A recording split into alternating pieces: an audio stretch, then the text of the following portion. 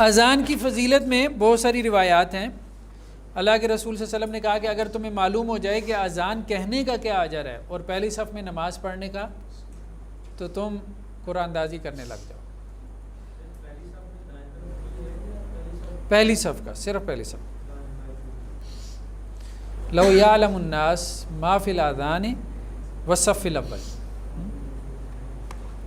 تو پھر لوگ جو ہے وہ قرآن اندازی کریں، لڑے مریں گے اذان کہنے کے لیے یا پہلی صف میں کھڑے ہو کے نماز پڑھنے کے لیے۔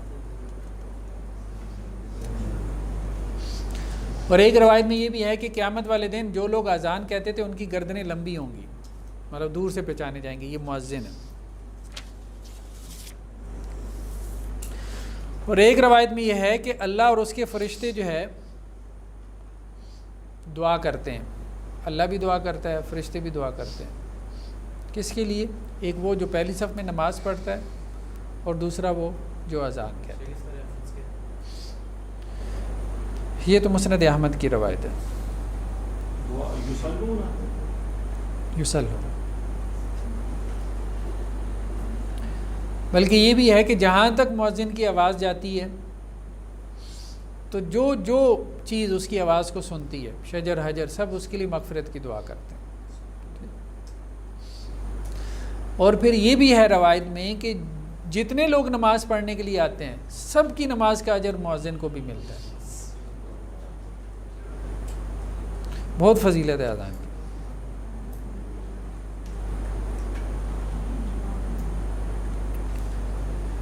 اذان کی جو ہسٹری ہے، شروع میں تو دیکھیں نا کہ مسلمانوں کے ہاں کیا جب نماز فرض ہوئی ہے تو شروع میں اذان نہیں تھی، بلکہ روایات میں کیا آتا ہے کہ لوگ ایک وقت کے اوپر اندازے سے جمع ہو جاتے تھے۔ جب اندازے سے جمع ہو جاتے تھے تو اللہ کے رسول کا انتظار کرتے تھے، تو اللہ کے رسول آ کے نماز پڑھا دیتے تھے۔ تو یہ شروع میں رہا۔ بعد میں پھر کسی صحابی نے خواب دیکھا، ٹھیک ہے، بعض روایات میں یہ بھی ہے مسلمانوں میں مشورہ ہوا کہ جیسے یہ عیسائی جو ہیں یا پچھلی قوموں میں کیا ہے کہ وہ ناقوس بجا کے عبادت کے لیے جمع کرتے ہیں، تو ہم بھی کیوں نہ ناقوس بجائیں، ٹھیک ہے، وہ گھنٹہ وغیرہ بجا لیں۔ تو وہ ایک صحابی نے پھر خواب میں دیکھا کہ ایک آدمی سے وہ ناقوس بیچ رہا تھا، تو انہوں نے کہا بھائی یہ مجھے بیچ دو۔ اس نے کہا کیا کرو گے؟ ہم نماز کے لیے جمع کریں گے یہ بجا کے۔ انہوں نے کہا نہیں، تمہیں میں اس سے بہتر طریقہ بتاتا ہوں۔ پھر اذان سکھائی ہے۔ پھر وہ اللہ کے رسول کے پاس آئے ہیں، تو اللہ کے رسول نے حضرت بلال کو کہا کہ ہاں یہ اللہ کی طرف سے۔ پھر حضرت عمر بھی آئے اور انہوں نے کہا کہ میں نے بھی ایسے ہی دیکھا ہے خواب میں، ٹھیک ہے۔ تو اللہ کی طرف سے یہ طریقہ سکھایا گیا۔ اذان کی جو الفاظ ہیں 3 طرح سے مروی ہیں،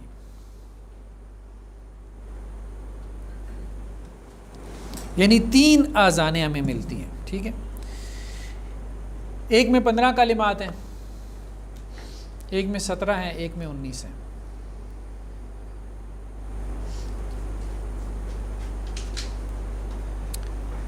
ایک تو حضرت عبداللہ بن زید کی روایت ہے جس میں 15 کلمات ہیں۔ عام طور پہ جو ہم اذان دیتے ہیں یہ وہی ہے 15 کلمات والی۔ ایک اذان جو فجر میں عام طور پہ اہل حدیثوں کے ہاں ہوتی ہے، کبھی آپ نے سنی ہو، ڈبل اذان جسے کہتے ہیں وہ، یعنی فجر کی اذان کو وہ کیا کرتے ہیں، اشہد ان لا الہ الا اللہ، اشہد ان لا الہ الا اللہ، اشہد ان محمد رسول اللہ، اشہد ان محمد رسول اللہ۔ پہلے یہ آہستہ آواز سے، پھر اسی کو اونچی آواز سے دوبارہ کہتے ہیں، ٹھیک ہے۔ اشہد ان لا الہ الا اللہ، اشہد ان لا الہ الا اللہ، اشہد ان محمد رسول اللہ، اشہد ان محمد رسول اللہ۔ تو یہ 4 کلمے زیادہ ہو گئے نا، تو 15 سے 4 19 ہو گئے۔ اقامت میں جو ہے وہ دوہری اقامت کا بھی ذکر ہے، 17 کلمات والی بھی۔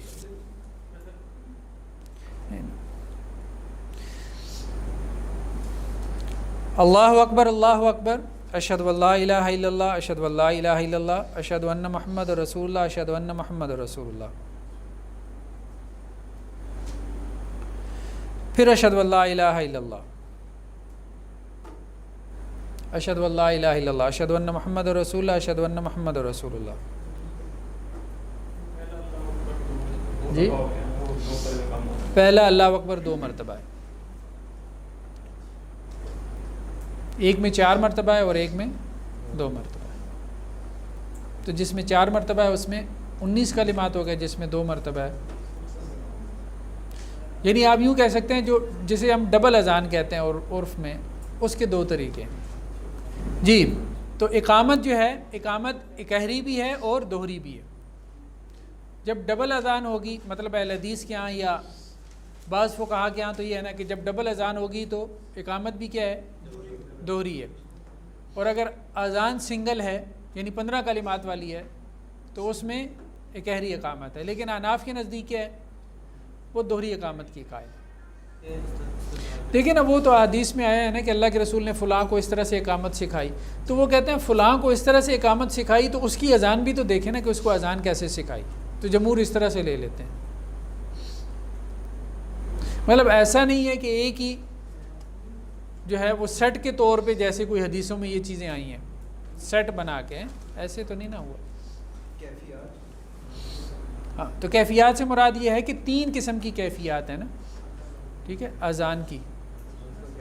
ہاں 3 طرح سے اذان دے سکتے ہیں، 15 کلمات، 17 کلمات، 19 کلمات. تو اقامت بھی کیا ہے؟ یا تو اکہری ہے یا پھر دوہری اقامت. ہاں یہ قد قامت الصلاۃ اللہ کے رسول صلی اللہ علیہ وسلم سے ملی.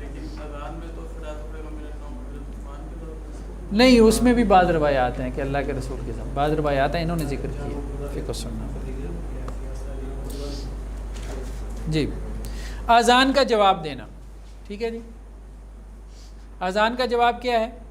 جو کلمات مؤذن کہہ رہا ہے وہی کلمات دہرانے ہیں، سوائے حی علی الصلاۃ حی علی الفلاح کے. وہاں پہ کیا کہنا ہے؟ لا حول ولا قوت الا باللہ. تو اذان کا جواب دینے کا حکم آیا ہے باقاعدہ. اذان کے بعد کی دعا، ٹھیک ہے، یہ بھی سب لوگوں کے علم ہے. اللہم رب ہذہ الدعوۃ التامہ والصلاۃ القائمہ، ٹھیک ہے.